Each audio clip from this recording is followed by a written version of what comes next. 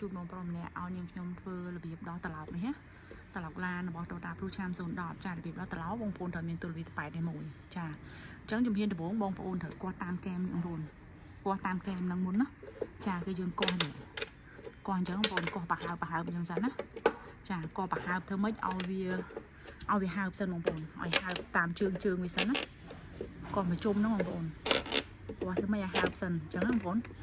គាស់ហើបអញ្ចឹងឲ្យរួចយើងត្រូវមកគាស់ផ្នែកខាងនេះទៀត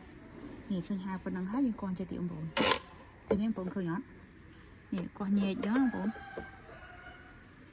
នេះញែកអញ្ចឹង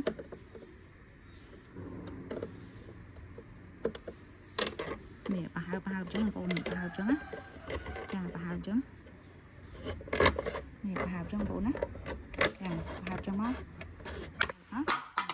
ប៉ុណ្ណឹងជ្រូកអើយចាញ់បងប្អូនចាគឺតែប៉ុណ្ណឹងឯងបងប្អូនអញ្ចឹង